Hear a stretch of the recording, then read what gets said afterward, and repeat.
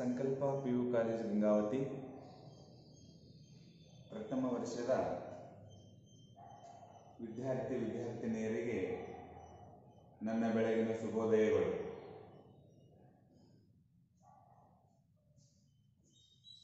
ವಿದ್ಯಾರ್ಥಿಗಳೇ, ಮೊಟ್ಟ ಮೊದಲನೇದಾಗಿ ಇವತ್ತಿನ ಆನ್ಲೈನ್ ತರಗತಿಗೆ ಎಲ್ಲರನ್ನೂ ಕೂಡ ನಾನು ಪ್ರೀತಿಪೂರ್ವಕವಾಗಿ ಸ್ವಾಗತವನ್ನು ಕೋರ್ತಾ ಇದ್ದೀನಿ. ಪಾರ್ಟ್ ಎದಲ್ಲಿ 3 ಲೆಸನ್ ಏನು ಮಾಡೋದಂತ ಕಂಪ್ಲೀಟ್ ಆಯಿತು. ಇವಾಗ ಒಂದು ಸ್ವಲ್ಪ ನಾವು ಏನು ಮಾಡೋಣ ಅಂತಂದ್ರೆ ಪಾರ್ಟ್ ಏನು ಮಾಡೋದಂತ ಬಿಗೆ ಹೋಗೋಣ. The part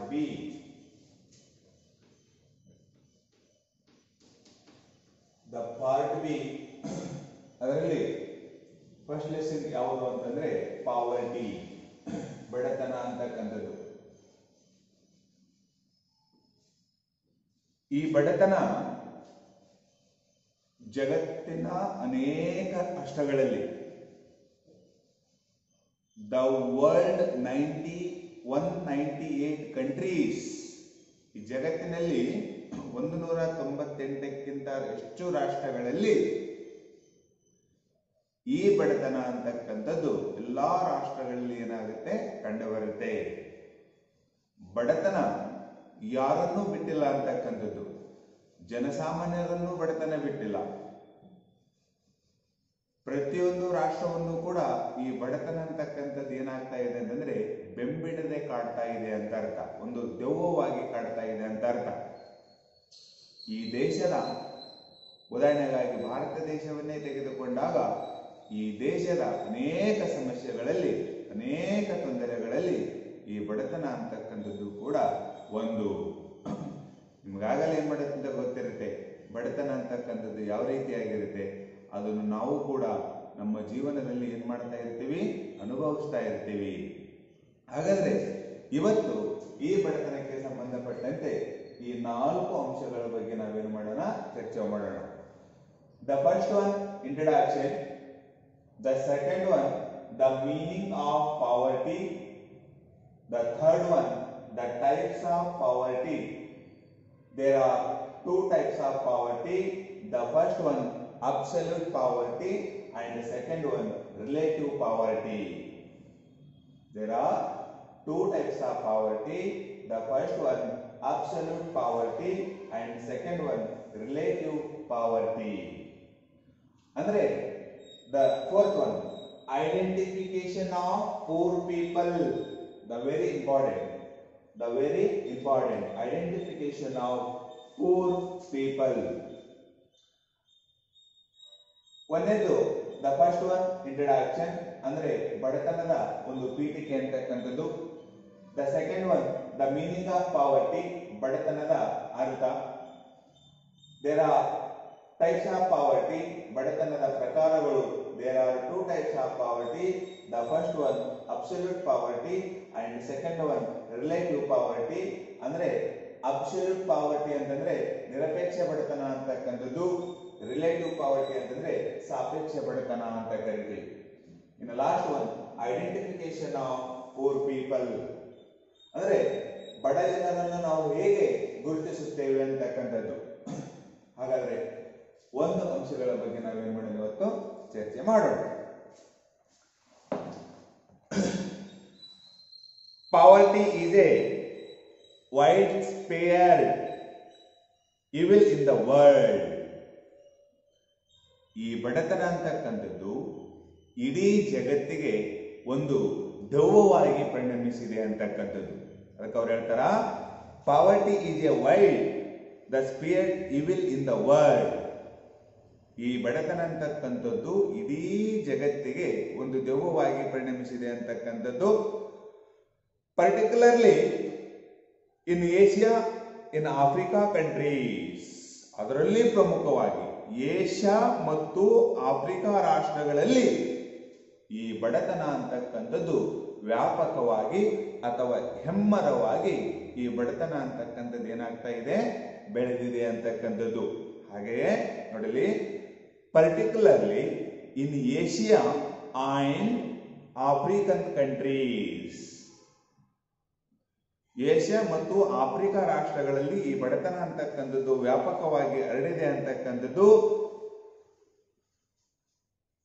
it is a greatest challenge to the Mankind.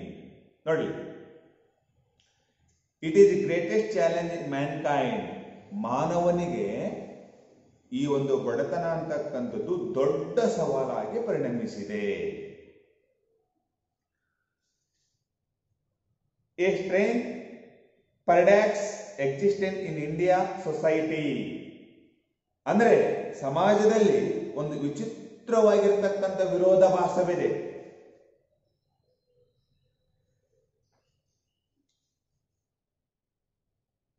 On one hand, there are millions of people who are not able to get minimum basic needs of life, and on the other hand, a small fraction of the total population living in the country. ಒಂದು ಕಡೆ ಲಕ್ಷಾಂತರ ಜನರು ತಮ್ಮ ಮೂಲಭೂತ ಅವಶ್ಯಕತೆಗಳನ್ನು ಪಡೆಯಲು ಆಗ್ತಾ ಇಲ್ಲ. ಮತ್ತೊಂದು ಕಡೆ ಒಟ್ಟು ಜನಸಂಖ್ಯೆ ಒಂದು ಸಣ್ಣ ವಿಲಾಸಿ ಜೀವನವನ್ನು ನಡೆಸುತ್ತದೆ. ಅದಕ್ಕೆ ಅವ್ರು ಹೇಳ್ತಾರ, there are million people of the who are not able to minimum basic needs. ಒಂದು ವರ್ಗದ ಜನ ತಮ್ಮ ಮೂಲಭೂತ ಅವಶ್ಯಕತೆಗಳನ್ನು ಈಡೇರಿಸಿಕೊಳ್ಳುವಲ್ಲಿ ಪರದಾಡ್ತಾ ಇದ್ದಾರ. ಆದರೆ ಮತ್ತೊಂದು ವರ್ಗ ಐಷಾರಾಮಿ ಜೀವನವನ್ನು ನಡೆಸ್ತಾ ಇದೆ. ಒಂದು ವರ್ಗ ತಮ್ಮ ಮೂಲಭೂತ ಅವಶ್ಯಕತೆಗಳನ್ನು ಈಡೇರಿಸಿಕೊಳ್ಳಲು ಪರದಾಡ್ತಾ ಇರ್ತಾರ, ಮತ್ತೊಂದು ವರ್ಗ ವಿಲಾಸಿ ಜೀವನವನ್ನು ನಡೆಸ್ತಾರ ಅಂತಕ್ಕಂಥದ್ದು. ಹೀಗಾಗಿ ಬಡತನ ಅನೇಕ ಸಮಸ್ಯೆಗಳಿಗೆ ಕಾರಣವಾಗಿದೆ ಅಂತಕ್ಕಂಥದ್ದು. ಹಾಗಾಗಿ ನಾನು ಈಗಾಗಲೇ ಹೇಳಿದೆ, ಬಡತನ ಎಂಬುದು ಮನುಷ್ಯನ ಜೀವನದಲ್ಲಿ ಒಂದು ದೆವ್ವವಾಗಿ ಪರಿಣಮಿಸಿದೆ. ಈ ಬಡತನವು ಪ್ರಮುಖವಾಗಿ ಏಷ್ಯಾ ಮತ್ತು ಆಫ್ರಿಕಾ ರಾಷ್ಟ್ರಗಳಲ್ಲಿ ಹೆಚ್ಚಾಗಿ ಕಂಡುಬರುತ್ತೆ. ಈ ಬಡತನ ಮನುಷ್ಯನ ಕುಲಕ್ಕೆ ಒಂದು ದೊಡ್ಡ ಸಮಸ್ಯೆಯಾಗಿ ಪರಿಣಮಿಸಿದೆ. ಒಂದು ವರ್ಗ ತಮ್ಮ ಮೂಲಭೂತ ಅವಶ್ಯಕತೆಗಳನ್ನು ಈಡೇರಿಸಿಕೊಳ್ಳಲು ಪರದಾಡಿದರೆ ಮತ್ತೊಂದು ವರ್ಗ ವಿಲಾಸಿ ಜೀವನವನ್ನು ನಡೆಸ್ತಾ ಇದೆ ಅಂತಕ್ಕಂಥದ್ದು. ಹಾಗಾಗಿ ಇಲ್ಲಿ ಇವತ್ತು ಸ್ವಲ್ಪ ಏನ್ ಮಾಡುತ್ತೆ, ಈ ಬಡತನದ ಬಗ್ಗೆ ಇಂಟ್ರಡಕ್ಷನ್ ಅನ್ನು ಕೂಡ ನಾನು ಏನ್ ಮಾಡುತ್ತೆ ಅಂತ ಹೇಳಿದೆ. Next, the meaning of poverty. ಬಡತನದ ಅರ್ಥ. What is the meaning of poverty? ವಿದ್ಯಾರ್ಥಿಗಳೇ, 3 ತರ ನಾನು ಬಡತನ ಎಂದರೇನು ಹೇಳ್ತೀನಿ. ನೀವು 3 ತರ ನಾನು ಹೇಳ್ತೀನಿ ಬಡತನ ಅಂತಕ್ಕಂಥದ್ದು. ನೀವು ಯಾವುದಾದ್ರೂ ಏನ್ ಮಾಡುತ್ತೆ ನೆನಪಿನಲ್ಲಿ ಇಟ್ಕೋಬಹುದು. ಒಂದನೇದು ಯಾವುದು ಅಂತಂದ್ರೆ, poverty is a situation in which section of the people in a country are unable to get minimum basic needs. It means poverty. Nodri, poverty is a situation in which section of the people in a country are unable to get the minimum basic needs. Andre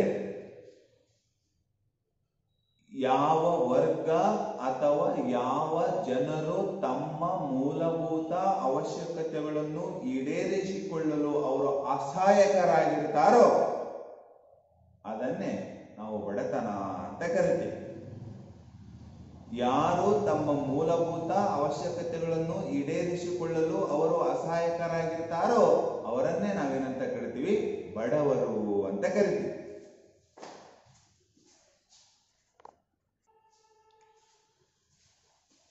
ಯಾರು ತಮ್ಮ ಮೂಲಭೂತ ಅವಶ್ಯಕತೆಗಳನ್ನು ಈಡೇರಿಸಿಕೊಳ್ಳಲು ಅಸಹಾಯಕರಾಗಿರ್ತಾರೆ ಅವರನ್ನು ಬಡವರು ಅಂತ ಕರಿತೀವಿ. ಇದು ಒಂದರ್ಥ. ಇನ್ನೊಂದರ್ಥದಲ್ಲಿ ನೋಡಿ, ಇನ್ನೊಂದರ್ಥದಲ್ಲಿ ಆಹಾರ, ವಸತಿ, ಬಟ್ಟೆ, ಉದ್ಯೋಗ, ಶಿಕ್ಷಣ. The first one food, the second one education, the third one health, and fourth one cloth, and fifth one health. ಈ 5 ಆಹಾರ, ವಸತಿ, ಬಟ್ಟೆ, ಉದ್ಯೋಗ, ಶಿಕ್ಷಣ. Food, cloth, health, wealth and education. ಈ 5 ಅಂಶಗಳನ್ನು ಪಡೆದುಕೊಳ್ಳುವಲ್ಲಿ ಯಾರು ಅಸಹಾಯಕರಾಗಿರ್ತಾರೋ ಅವರನ್ನು ನಾವು ಬಡವರು ಅಂತ ಕರಿತೀವಿ. ಅಥವಾ ಇದೆರಡು ಅರ್ಥದಲ್ಲಿ. ಇನ್ನೊಂದು ಅರ್ಥದಲ್ಲಿ ಏನಂತಂದ್ರೆ ಸಮಾಜದ ಕೆಳಸ್ತರದಲ್ಲಿ ಇರತಕ್ಕಂತ ವ್ಯಕ್ತಿಗಳು ಮೂಲಭೂತ ಅವಶ್ಯಕತೆಗಳನ್ನು ಈಡೇರಿಸಿಕೊಳ್ಳುವಲ್ಲಿ ಅವರ ಅಸಹಾಯಕರಾದಾಗ ಅವರನ್ನು ನಾವು ಬಡವರು ಅಂತ ಕರಿತೀವಿ. ಅರ್ಥವಾ? ನೋಡಲಿ, ಇನ್ನೊಂದ್ಸರಿ ಹೇಳ್ತೀನಿ. Poverty is a situation in which section of the people in a country are unable to get minimum basic needs is called poverty. ಇದನ್ನೇ ನಾವು ಬಡತನ ಅಂತ ಕರಿತೀವಿ. The next one, the types of poverty. ಬಡತನದ ಪ್ರಕಾರಗಳು. There are 2 types of poverty. The first one absolute poverty, the second one relative poverty. ಅಂದ್ರೆ ಬಡತನದ ಪ್ರಕಾರಗಳಲ್ಲಿ ನಾವು 2 ಪ್ರಕಾರಗಳನ್ನಾಗಿ ಮಾಡ್ತೀವಿ. ಒಂದನೇದು absolute poverty and relative poverty, ಅಂದ್ರೆ ನಿರಪೇಕ್ಷ ಬಡತನ, ಇನ್ನೊಂದು ಸಾಪೇಕ್ಷ ಬಡತನ ಅಂತ ಕರಿತೀವಿ. ಏನಂಗಂದ್ರೆ what is the meaning of absolute poverty, what is the meaning of absolute poverty, what is the meaning of relative poverty. ಸಾಪೇಕ್ಷ ಬಡತನ ಅಂದ್ರೆ ಏನು, ನಿರಪೇಕ್ಷ ಬಡತನ ಅಂದ್ರೆ ಏನು? Mainly there are two kinds of poverty. The first one, absolute poverty.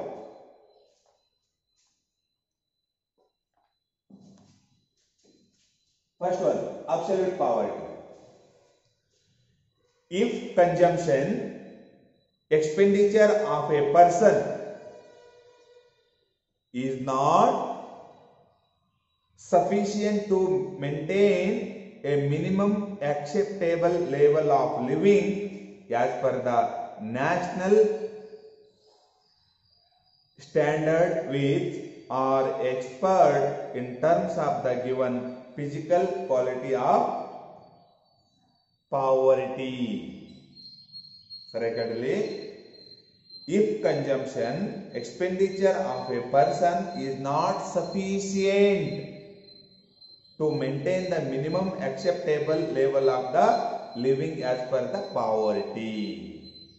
ಅಂದ್ರೆ ನಿರಪೇಕ್ಷ ಬಡತನ ಅಂದ್ರೆ ರಾಷ್ಟ್ರೀಯ ಮಟ್ಟಕ್ಕೆ ಅನುಗುಣವಾಗಿ ವ್ಯಕ್ತಿಯ ಅನುಭೋಗದ ವೆಚ್ಚವು ಕನಿಷ್ಠ ಯೋಗ್ಯತಾ ಜೀವನ ಮಟ್ಟವನ್ನು ನಿರ್ವಹಿಸಲು ಆಗದೇ ಇರತಕ್ಕಂತ ಒಂದು ವ್ಯವಸ್ಥೆಯನ್ನು ಅಥವಾ ಒಂದು ಸ್ಥಿತಿಯನ್ನು ನಾವೇನಂತ ಕರಿತೀವಿ? ಅಬ್ಸಲ್ಯೂಟ್ ಪಾವರ್ಟಿ ಅಥವಾ ನಿರಪೇಕ್ಷ ಬಡತನ ಅಂತ ಕರಿತೀವಿ. ರಾಷ್ಟ್ರೀಯ ಮಟ್ಟಕ್ಕೆ ಅನುಗುಣವಾಗಿ ವ್ಯಕ್ತಿಯು ಅನುಭೋಗದ ವೆಚ್ಚವು ಕನಿಷ್ಠ ಯೋಗ್ಯತಾ ಜೀವನ ಮಟ್ಟವನ್ನು ನಿರ್ವಹಿಸಲು ಸಾಕಾಗದೇ ಇರತಕ್ಕಂತ ಪರಿಸ್ಥಿತಿಯನ್ನು ನಾವು ನಿರಪೇಕ್ಷ ಬಡತನ ಅಂತ ಕರಿತೀವಿ. ಇನ್ನು ನೆಕ್ಸ್ಟ್, ದ ರಿಲೇಟಿವ್ ಪಾವರ್ಟಿ ಅಂದ್ರೆ ಸಾಪೇಕ್ಷ ಬಡತನ. Relative poverty it's refers to the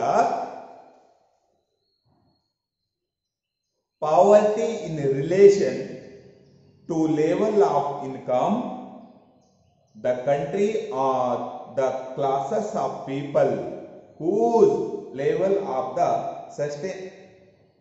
substance in low in traits of the relative poverty. Relative poverty, it refers to the poverty in relation to level of the income of the country or the classes of people whose level of substance.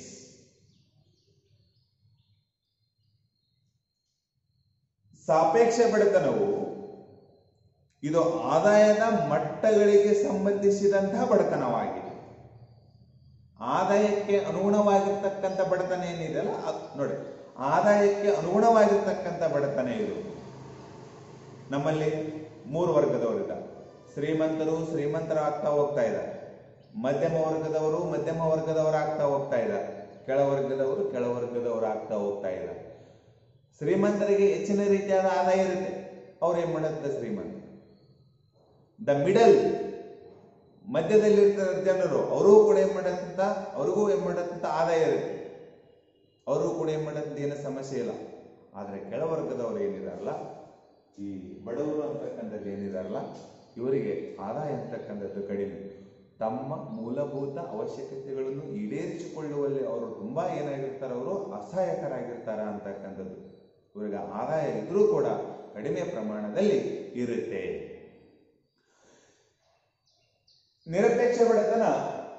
ಸಾಪೇಕ್ಷ ಬಡತನ ಇದು ಆದಾಯದ ಮಟ್ಟಗಳಿಗೆ ಸಂಬಂಧಿಸಿದಂತೆ ಉನ್ನತ ಜೀವನೋಪಾಯ ಮಟ್ಟವನ್ನು ಹೊಂದಿರುವ, ಉನ್ನತ ಅಥವಾ ಅಧಿಕ ಜೀವನೋಪಾಯ ಮಟ್ಟವನ್ನು ಹೊಂದಿದ ಯಾವುದೇ ದೇಶದ ವರ್ಗದ ಜನರು ಕಡಿಮೆ ಮಟ್ಟದ ಜೀವನೋಪಾಯವನ್ನು ಹೊಂದಿರುವ ದೇಶ ಅಥವಾ ಜನರಿಗೆ ಹೋಲಿಸಿದರೆ ತುಂಬಾ ಕಡಿಮೆ. ಇದರ ಅರ್ಥ ಇಷ್ಟೇ. ಏನು ಸಾಪೇಕ್ಷ ಬಡತನ ಅಂತಂದ್ರೆ ಆದಾಯದ ಮಟ್ಟಕ್ಕೆ ಅನುಗುಣವಾಗಿರ್ತಕ್ಕಂಥವರನ್ನೇ ನಾವು ಏನಂತ ಕರಿತೀವಿ, ಸಾಪೇಕ್ಷ ಬಡತನ ಅಂತ ಕರಿತೀವಿ. ಇನ್ನು next one, the very important identification of poor people. ಹಾಗಾದ್ರೆ ನಾವು ಬಡ ಜನರನ್ನು ಹೇಗೆ ಗುರುತಿಸುತ್ತೇವೆ? According to NSSO, NSSO.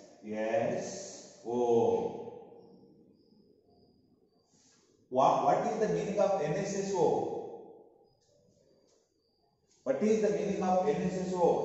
Or expand in NSSO, National Sample Survey Organizations. ನೋಡಿ, ನ್ಯಾಷನಲ್ ಸರ್ವೆ ಸ್ಯಾಂಪಲ್ ಆರ್ಗನೈಸೇಷನ್ಸ್ ಅಂತಕ್ಕಂಥದ್ದು ಅಂದ್ರೆ ರಾಷ್ಟ್ರೀಯ ಮಾದರಿಯ ಸಮೀಕ್ಷಾ ಕಚೇರಿ. ರಾಷ್ಟ್ರೀಯ ಮಾದರಿಯ ಒಂದು ಸಮೀಕ್ಷೆ ಕಚೇರಿ ನೋಡಿ, ನ್ಯಾಷನಲ್ ಸ್ಯಾಂಪಲ್ ಸರ್ವೆ ಆರ್ಗನೈಸೇಷನ್, ರಾಷ್ಟ್ರೀಯ ಮಾದರಿಯ ಸಮೀಕ್ಷಾ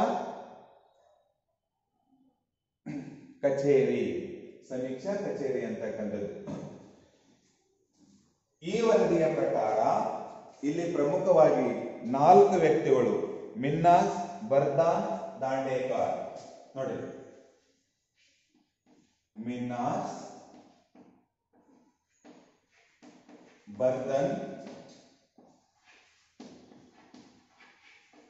ದಾಂಡೇಕರ್. ಮಿನ್ನಾಸ್, ಬರ್ದನ್ ಅಂಡ್ ದಾಂಡೇಕರ್ ಮತ್ತು ರಾರ್. ರಾಷ್ಟ್ರೀಯ ಮಾದರಿಯ ಸಮೀಕ್ಷಾ ಕಚೇರಿ ಎಂಬತಕ್ಕಂಥದ್ದು ಇಲ್ಲಿ ಪ್ರಮುಖವಾಗಿ 4 ಅರ್ಥಶಾಸ್ತ್ರಜ್ಞರು, ಮಿನ್ನಾಸ್, ಬರ್ದನ್, ದಾಂಡೇಕರ್ ಅಂಡ್ ರಾರ್. ಈ 4 ವ್ಯಕ್ತಿಗಳು ಬಡವರನ್ನು ವೃತ್ತಿ ಮತ್ತು ಆಸ್ತಿಯ ಆಧಾರದ ಮೇಲೆ, ನೋಡಿ, ವೃತ್ತಿ ಮತ್ತು ಆಸ್ತಿಯ ಆಧಾರದ ಮೇಲೆ, ದ ವೆರಿ ಇಂಪಾರ್ಟೆಂಟ್,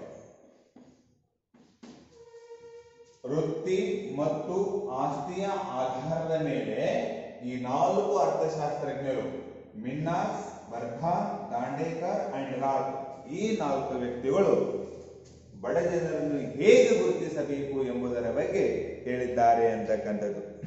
ನೆಕ್ಸ್ಟ್, ಹೆಂಗ ಒಂದೇದು 60% ಇಂದ 60% ಕೃಷಿ ಕಾರ್ಮಿಕರ ಕುಟುಂಬಗಳು, agricultural labour house. The 60% agricultural labour house ಅಂದ್ರೆ 60% ಕೃಷಿ ಏನ್ ಮಾಡತಕ್ಕಂಥ ಕುಟುಂಬಗಳು ಇರ್ತಾವಲ್ಲ, ಅವರು ನಿಜವಾದ ಬಡವರು. In second one,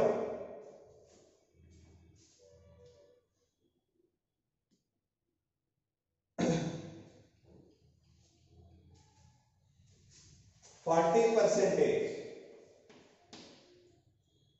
first 60% correct ಆಗಿ ಏನ್ ಮಾಡಬೇಕಂತ ತಿಳ್ಕೋಬೇಕು.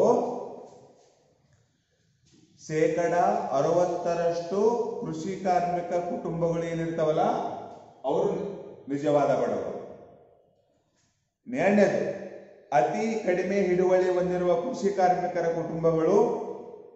ಒಟ್ಟು ಕಾರ್ಮಿಕರ ಕುಟುಂಬಗಳಲ್ಲಿ ಇವರ ಪ್ರಮಾಣ 40. ನೋಡಿ, ಇವರ ಪ್ರಮಾಣ ಎಷ್ಟಿದೆ? 40. ಇನ್ನು ಮೂರನೇದು,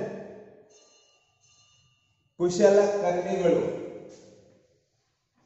ಕುಶಲ ಕರ್ಮಿಗಳು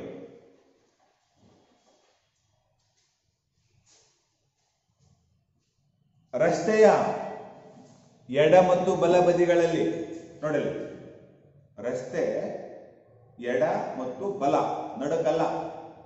ನಡಕಂತಲ್ಲ, ನಡಕ್ ಯಾರು ವ್ಯಾಪಾರ ಮಾಡಂಗಿಲ್ಲ. ರಸ್ತೆಯ ಮಧ್ಯದಲ್ಲಿ ಯಾರು ಮಾಡಂಗಿಲ್ಲ. ರಸ್ತೆಯ ಎಡ ಮತ್ತು ಬಲ ಬದಿಗಳಲ್ಲಿ ವ್ಯಾಪಾರ ಮಾಡ್ತಿರ್ತಾರೆ. ಹೂ ಕಟ್ಟುವ ಮಹಿಳೆ, ಹಣ್ಣು ಮಾರುವವರು, ತರಕಾರಿ ಮಾರುವವರು, ಚಿಂದಿ ಆಯುವವರು, ಅದೇ ರೀತಿಯಾಗಿ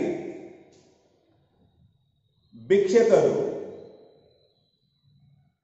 ಚಮ್ಮಾರರು, ಇವರು ನಾವು ಬಡವರು ಅಂತ ಕರಿತೀವಿ. ನೋಡಿ, ಐಡೆಂಟಿಫಿಕೇಶನ್ ಮಾಡಬೇಕು. ಚಮ್ಮಾರರು ರಸ್ತೆ ಬದಿ ಏನ್ ಮಾಡುತ್ತ ಹೂ ಮಾರುವವರು, ರಸ್ತೆ ಬದಿಗಳಲ್ಲಿ ತರಕಾರಿ ಮಾರುವವರು, ಒಬ್ಬ ಮಹಿಳೆ ಬುಟ್ಟಿಯನ್ನು ತಲೆಯ ಮೇಲೆ ಇಟ್ಟುಕೊಂಡು ಹೂ ಮಾರುವವಳು, ಚಿಂದಿ ಆಯುವವರು, ಇವರೆಲ್ಲರನ್ನು ನಾವು ಏನಂತ ಕರಿತೀವಿ? ಬಡವರು ಅಂತ ಕರಿತೀವಿ. ಹಾಗಾಗಿ ಐಡೆಂಟಿಫಿಕೇಶನ್ ಆಫ್ ಪೂರ್ ಪೀಪಲ್, ಇವರನ್ನೇ ನಾವೇನಂತ ಕರಿತೀವಿ. ಹೀಗೆ ನಾವು ಬಡ ಜನರನ್ನು ನಾವೇನು ಮಾಡಬೇಕು? ಗುರುತಿಸಬೇಕು. ಹಾಗಾಗಿ ದಯವಿಟ್ಟು ವಿದ್ಯಾರ್ಥಿನಿಯರೇ, ಇವತ್ತು 4 ಅಂಶಗಳನ್ನು ಹೇಳಿದ್ದೀನಿ. Introduction, the meaning of poverty, the types of poverty. There are 2 types of poverty, absolute poverty and relative poverty. In fourth one, identification of poor people. ಈ ಎಲ್ಲ ಅಂಶಗಳನ್ನು ನೀವೇನ್ ಮಾಡೋದಂತ ಸರಿಯಾದ ರೀತಿಯಲ್ಲಿ, ಯಾರೋ ಸರಿಯಾದ ರೀತಿಯಲ್ಲಿ ವಿಡಿಯೋ ನೋಡ್ತಾ ಇಲ್ಲ. ಹಾಗಾಗಿ ಮತ್ತೊಮ್ಮೆ ನಿಮ್ಗೆ ಹೇಳ್ತಾ ಇದ್ದೀನಿ, ಈ ಬಡತನ ಸಂಪೂರ್ಣವಾಗಿ ಮಾಡೋದಂಥ ವಿಡಿಯೋವನ್ನು ನೋಡ್ರಿ ಅಂತಕ್ಕಂಥದ್ದು. ಮುಂದಿನ ತರಗತಿಯಲ್ಲಿ ನಾವು ಬಡತನದ ಒಂದು ವರ್ಗೀಕರಣ ಮತ್ತು ಬಡತನದ ಮಾಪನ, the measurement of poverty and the categories of poverty, ಈ 2 ಅಂಶಗಳ ಬಗ್ಗೆ ಮುಂದಿನ ಆನ್ಲೈನ್ ತರಗತಿಯಲ್ಲಿ ಚರ್ಚೆ ಮಾಡೋಣ ಅಂತಕ್ಕಂಥದ್ದು. ಹಾಗಾಗಿ ಒಂದು ನಿಮಗೆ ಮನವಿ, ಸಂಪೂರ್ಣವಾಗಿ ಮಾಡೋದಂಥ ವಿಡಿಯೋವನ್ನು ನೋಡ್ರಿ. ಇಲ್ಲಿಗೆ ಆನ್ಲೈನ್ ತರಗತಿ